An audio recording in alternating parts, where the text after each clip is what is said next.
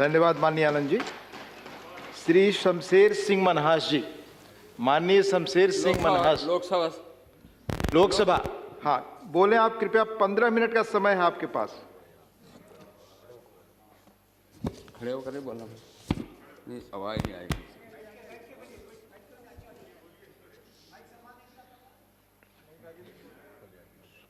आदरणीय उपाध्यक्ष महोदय, अपने माननीय राष्ट्रपति महोदय के अभिभाषण पर प्रस्तुत धन्यवाद प्रस्ताव पर चर्चा में मुझे बोलने का अवसर दिया। सर्वप्रथम इसके लिए मेरा धन्यवाद स्वीकार करें। ये 21वीं सदी का भारत का सौभाग्य है कि देश का ऐसा नेतृत्व मिला है जो मानता है सर्वे भवन्तु सुखिनः, सर्वे भवन्तु निरामया, सर्वे भद्राणि पश्यन्तु मा कश्चित् दुख भाग् भवेत्। देश में पहली बार ऐसी सरकार देखी है जो कहती है कि हर सिर को पक्की छत मिले, हर बसावट को पक्की सड़क हो, सबको साफ पानी पीने का पानी मिले, सबको गैस मिले, सबको शौचालय मिले, सबको आरोग्य मिले, सबको पोषण मिले, आदि आदि। क्षेत्र, संप्रदाय, जाति, ऊंच नीच के आधार पर कोई भेदभाव नहीं। हर योजना एक निश्चित लक्ष्य के साथ एक निश्चित टाइम फ्रेम में इनसे ज़्यादातर लक्ष्य हासिल हो चुके हैं, कुछ हासिल होने के करीब हैं। शुरुआती 5 साल में जो कुछ हुआ एक तरह से विकास की गाड़ी सर पर दौड़ाने के लिए रास्ता बनाने की तरह था, जिसमें काफ़ी हद तक कामयाबी मिल चुकी थी। बीच में वैश्विक महामारी कोरोना की स्पीड ब्रेकर का काम किया, लेकिन अब हम दुगनी स्पीड से दौड़ने के लिए तैयार हैं। देश का नेतृत्व भी ऐसे हाथों में है जो ना खुद हाथ पर हाथ धरे बैठेगा। तो अब हमारी यात्रा शुरू हो आत्मनिर्भर भारत की। इस आत्मनिर्भर भारत के निर्माण में सबकी भूमिका तय है। सरकार हर क्षेत्र में उसकी क्षमता, दक्षता और कुशलता के अनुरूप इस भूमिका के निर्वहन के लिए तैयार कर रही है, प्रोत्साहित कर रही है।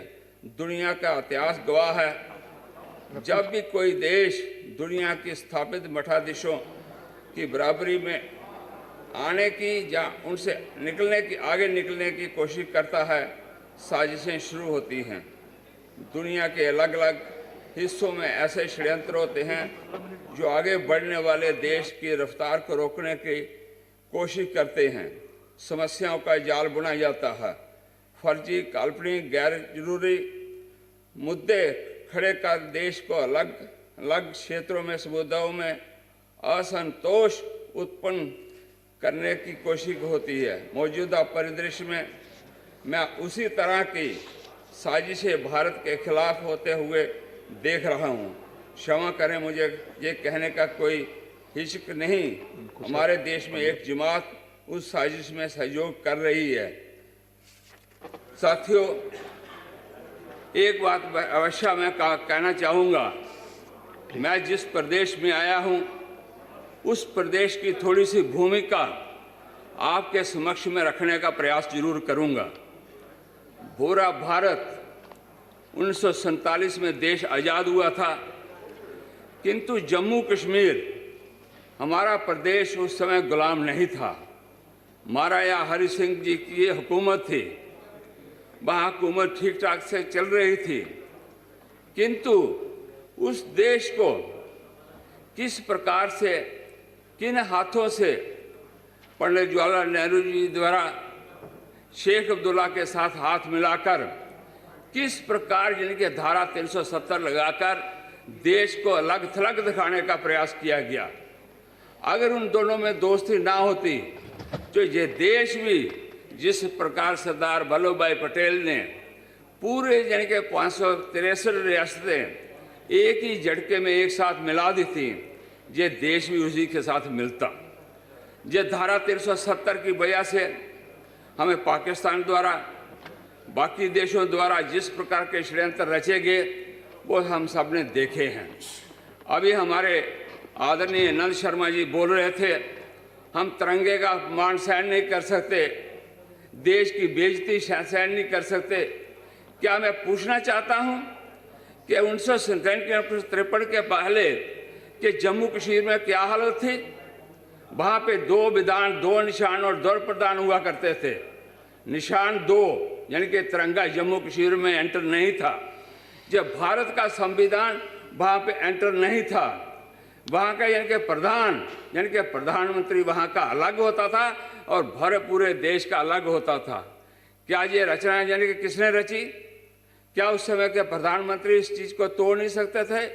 अगर सरदार वल्लभ भाई पटेल जी 563 रियासतों को जोड़ सकते थे तो जम्मू कश्मीर को भी जोड़ सकते थे।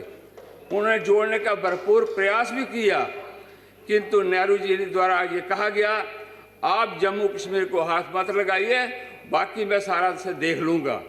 वो देखने की बारी ये आई कि पूरा जम्मू कश्मीर जिस प्रकार आंदोलन जिनके आंदोलित हुआ, पूज्य पंडित प्रेमनाथ डोगरा जी द्वारा नेतृत्व दिया गया और देश जन के जिस प्रकार हमारा आगे बढ़ा, वह प्रदेश आगे बढ़ा, प्रदेश एकत्रित हुआ और प्रदेश को आखिरकार 1953 तक लगातार लड़ाई लड़नी पड़ी। वहाँ हमारे यानी के सैकड़ों नौजवान शहीद हुए, हमारे यानी के लाखों के हिसाब से लोग यानी के सड़कों पर सोए रहते थे, लाखों के हिसाब से इस प्रकार आंदोलन में दिन रात जो ये बर्फ की सिल्ली होती है, बर्फ होती है, बर्फ को उनको लटाया जाता, यात्राएं दी जाती थी। किस प्रकार? किस लिए कि एक हाथ में संविधान होता था, एक हाथ में विधान होता था, एक हाथ में यानी कि तिरंगा होता था। क्या निशान और विधान की लड़ाई जम्मू कश्मीर में आसानी से प्राप्त नहीं की? उन्होंने बड़े यानी कि जिस प्रकार का प्रयास किया, जिस प्रकार की यात्राएं सहन की, जिस प्रकार की शहादत दी, तब तक कर यानी कि ये जम्मू कश्मीर 1953 में केवल मात्र एक चीज के लिए केवल हमें प्रधान जो है वो प्रधानमंत्री तो मिला, लेकिन संविधान और निशान हमें तब नहीं मिला। जे विधान और निशान ये हमें कब मिला? हम पिछले जिनके सत्र में बैठे हुए थे 5 अगस्त 1919 को, जबकि धारा 370 समाप्त करने के लिए, क्योंकि भारतीय जनता पार्टी जो इनके संकल्प करती थी कि अब हम भारत के साथ इस जम्मू कश्मीर को पूरी तरह विलय करने के पक्ष में हैं। उन्हीं के इनके एक मंत्री पंडित जवाहरलाल नेहरू जी के साथ जो काम करते थे डॉक्टर श्यामा प्रसाद मुखर्जी, उन्होंने जिस प्रकार से इनके जम्मू कश्मीर को बनाने के लिए, एक बार तो वो जम्मू कश्मीर गए, पहली बार जाने के बाद वहाँ जाने के लिए परमिट लेना पड़ता था। जिस प्रकार दूसरी कंट्री में, दूसरे देश में जाने के लिए अपने हाथ में आपको वीज़ा लेना पड़ेगा, जम्मू कश्मीर आप ऐसे नहीं जा सकते थे। आज जान के तुरंत यहाँ पे बस में बैठेंगे, ट्रेन में बैठेंगे, जहाज में बैठेंगे, तुरंत ही जम्मू कश्मीर पहुँच जाएंगे। पहले आप जा नहीं सकते थे, आपको रोका जाता, आपका परमिट बनाया जाता, परमिट बनने के बाद आप जम्मू कश्मीर में घूम सकते थे, अन्यथा जम्मू कश्मीर में आप जा नहीं सकते थे कहीं भी नहीं। आज जिस प्रकार माता वैष्णो देवी जाने के लिए लाखों लोग जाते हैं दर्शनों के लिए, अमरनाथ की यात्रा जाने के लिए लाखों लोग जाते हैं, कश्मीर में इनके हम कहें पर्यटक जो है हमारे वो इनके हजारों के हिसाब से जाते हैं। वो ऐसे किस प्रकार से जा रहे हैं, ये किनकी बदौलत जा रहे हैं? ये केवल और केवल मात्र भारतीय जनता पार्टी द्वारा अगर आंदोलन उस समय ना हुआ होता तो हम आसानी से जा नहीं सकते थे। इसलिए हमने भरपूर प्रयास करके जिस प्रकार का वो हालात बनाए और बनाने के बाद जिनके ये 2 विधान, 2 निशान और 2 प्रधानों को खत्म करने के उपरांत एक विधान होगा पूरे देश में, एक निशान होगा पूरे देश में, एक जिनके इस प्रकार तीनों चीज़ों को एक करने का प्रयास जिस प्रकार से हमने किया वो हम सब जानते हैं, ये हमने सुना होगा। क्योंकि हम कहते हैं हर समय अलाप होता है कि कश्मीर कश्मीर कश्मीर। अब जम्मू कश्मीर को जानने का प्रयास तो कीजिए कि जम्मू कश्मीर है क्या चीज़। ये आपको बता दूं, जम्मू कश्मीर और लद्दाख ये एक जिनके रियासत होती थी और एक रियासत जिनके महाराजा हरि सिंह इसके हुक्मरान थे।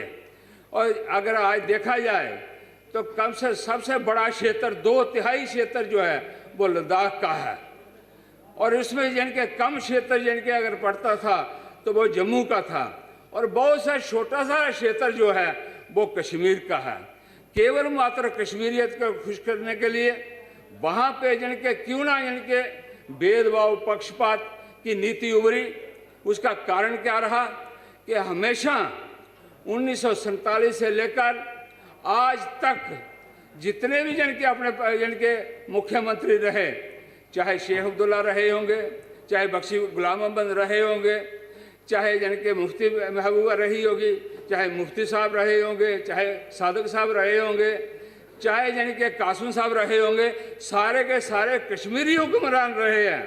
उन्होंने हमारा हमेशा जम्मू के साथ भेदभाव किया और जम्मू को हमेशा इग्नोर करने का प्रयास किया।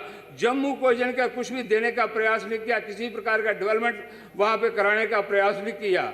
जितना पैसा केंद्र से जाता था, जितना टैक्स जहाँ से इकट्ठा कर जाता था, उसमें से लगभग 80% क्षेत्र जो एरिया के पैसा जो था वो कश्मीर में लगता था। 2% मुश्किल से लद्दाख में लगता होगा। लगभग 75 से 78% तक ये पैसा जो है वो डेवलपमेंट के लिए केवल मात्र कश्मीर में लगता था। इतना बड़ा एरिया को बिल्कुल इग्नोर करना, जिनके लद्दाख को इग्नोर करना, जम्मू को इग्नोर करना, अब कब तक इग्नोर करते रहोगे? अगर इसी प्रकार इग्नोर किया गया हो तो आप जानते हैं कि किस प्रकार की बातें पनपती हैं, किस प्रकार के इनके लोग जिनके उतावले होते हैं, किस प्रकार इनके लोग जो है आंदोलित होते हैं, किस प्रकार जो देखा जाता है। इसलिए इन सब चीज़ों के बारे में अगर विस्तार से चर्चा करें, विस्तार के जम्मू कश्मीर पर इनके विचार करें, जम्मू कश्मीर के इतिहास को हम पढ़ने का प्रयास करें, तो पता चलेगा कि जम्मू कश्मीर में आज तक होता क्या रहा है, जम्मू कश्मीर को अलग क्यों दिखाया गया है। जम्मू कश्मीर के ऐसा क्षेत्र था जिसको हम कहते हैं कि आज भी जिसको भारत माँ का मुकुटमणि है, भारत माँ का इनके जिसको कहा कि सबसे बड़ा अगर पर्यटक स्थल कोई है पूरे जम्मू का इंडिया में तो इनके जम्मू कश्मीर में है। तो हम जाने के लिए ललायत रहते हैं। इस प्रकार उन सब चीज़ों के बारे में विस्तार से अगर चर्चा करें तो आज तक देखा गया है कि हमेशा जम्मू इग्नोर रहा है। अब की जिनके 5 अगस्त 1919 को जिस प्रकार जिनके धारा 370 को समाप्त किया गया, और उसके बाद आपने देखा होगा कि सबसे पहले भाई जिनके हमारे प्रधानमंत्री द्वारा ये कहा गया था कि जम्मू कश्मीर और लद्दाख को हम सबसे ज़्यादा से ज़्यादा यानी कि पैसा जो है मुहैया करवाएंगे, उसकी डेवलपमेंट कराएंगे, उसका विकास कराएंगे। मैं अगर छोटा सा उदाहरण आपके समक्ष रखूं तो जम्मू में सबसे ज़्यादा 28,400 करोड़ रुपया यानी कि दिया है केवल मात्र इंडस्ट्री लगाने के लिए। आज तक जम्मू में एक इंडस्ट्री थी HMT, वो भी बंद हो चुकी है। यानी कि टेक्सटाइल मिल है यानी कि बिरला वालों की, वो भी एक छोटा सा यानी कि अंश उसने शुरू किया हुआ।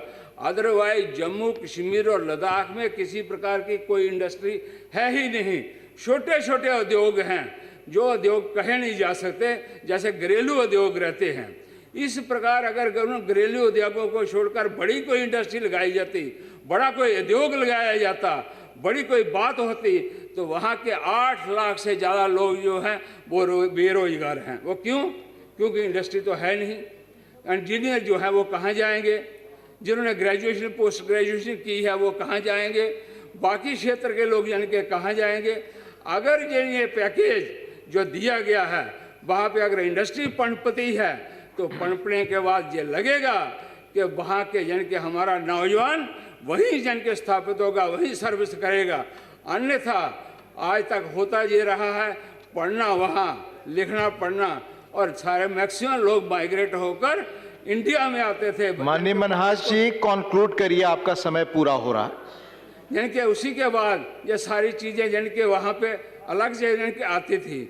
इस प्रकार अगर जम्मू को और यानी कि अच्छा बनाया जाए, कश्मीर को और अच्छा बनाया जाए, तो हम बहुत सारे यानी कि अपना GST अपना यानी कि टैक्स वसूल कर सकते हैं, अपने जम्मू कश्मीर को बढ़ावा दे सकते हैं। आज तक ये चीज़ें हमें नहीं मिली। केवल मात्र यानी कि यह कहा गया कश्मीर आप जिंदा रहो, कोई बात नहीं, हम भारत से जन के सारी चीज़ें देने को तैयार हैं। इसलिए ये सारी चीज़ें होती रही हैं। अगर हम आराम से ये सारी चीज़ें कर पाते, कुछ ना कुछ जन के जहाँ का बन पाता, इसलिए कश्मीर, जम्मू कश्मीर और लद्दाख को कृपया कंक्लूड करिए, आपका समय खत्म। 1-2 मिनट में 2 मिनट नहीं, आप ऑलरेडी अधिक ले रहे हैं, जल्द खत्म करिए। अभी जन के सारी चीज़ें जिस प्रकार आयुष्मान भारत के अंतर्गत हम सब जानते हैं कि जिस प्रकार का वो क्षेत्र है, वहाँ के क्षेत्र में वहाँ पे पैसा जन के जिस प्रकार अभी लगाया जा रहा है, बहुत सारे लोग इसमें इन्वेस्ट कर रहे हैं, बहुत सारे इन्वेस्टर वहाँ पे आ रहे हैं ताकि जम्मू कश्मीर का भला हो सके, जम्मू कश्मीर आगे बढ़ सके। आपने मुझे मौका दिया, समय दिया, मैं आपका आभार व्यक्त करता हूँ। बहुत बहुत धन्यवाद माननीय शमशेर सिंह मनहास जी। माननीय मल्लिकार्जुन खड़गे साहब।